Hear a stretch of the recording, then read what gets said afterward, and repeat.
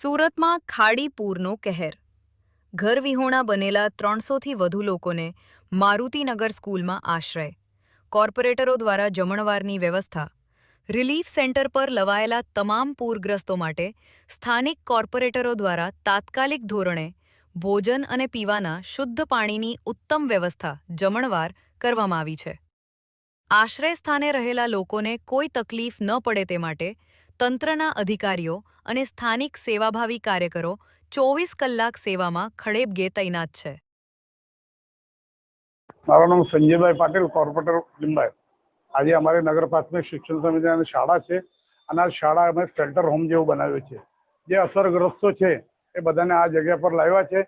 આજે સાથી કોર્પોરેટર બધા સાથે, જયેશભાઈ છે, કવિતાબેન છે, સાથે રાજુભાઈ, કાલુભાઈ અને બીજા બધા મિત્રો સાથે આવીને દરેક જણાને અમે જાણવા આવ્યા કે ભોજન બરાબર મળે છે, પાણી મળે છે, એ બધું તપાસ કરી અને ખરેખર બધાએ ખુશી કીધું અમને બધું સારું મળે છે. ભોજન હજુ આ તો હમણાં આપ્યું, હજી 2 કલાક પછી કઢી ખીચડી આવવાની છે અને લોકોને અમે એમ કીધું કે અનાજનું બગાડ કરતા નહીં, જોઈતો તો તમે નીચે હજુ પેકેટ છે માંગી લેજો અને જરૂરિયાત પૂરતું જ લેજો, એટલું અમે કહેવા આવ્યા. અહીંયા લગભગ 350 લોકોને શેલ્ટર આપ્યું છે. हो, advocate Jayesh Chandkar, corporator ward number 25.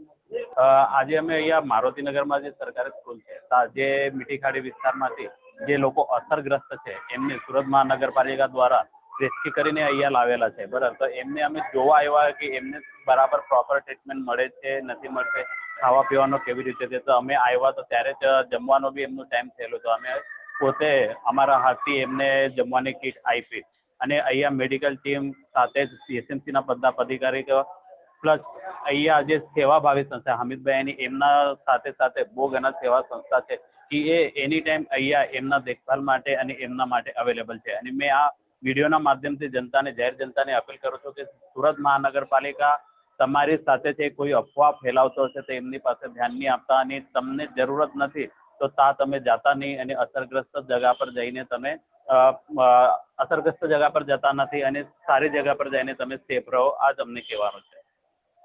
કવિતાબેન, ward number 25 corporator.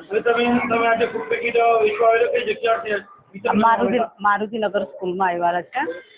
Maruti Nagar સ્કૂલમાં અમે હમણાં વિતરણ કર્યા છે. તો બધાને પૂછવામાં આવ્યું છે કે તમને કેવી રીતના અહીંયા વિતરણ કરવામાં આવે છે, તમને કોઈ સુવિધામાં કોઈ તકલીફ તો ના પડી ને? એમ કે અહીંયા બહુ સરસ છે, સવારે દૂધ આવે છે, ફરજુદાર આવે છે અને મસ્ત ખવડાવે છે જમવાનું આપણે સુરત મહાનગરપાલિકા તરફથી. એટલો સરસ છે એમ કે હોસ્પિટલના દવા પણ, કોઈને તાવ આવે છે તેના દવા પણ અહીંયા ઉપલબ્ધ છે ને તરત જ આવી જાય છે. એ એટલા ખુશીથી કે કોઈ તકલીફ નથી બેન એમ પૂછવામાં આવ્યું.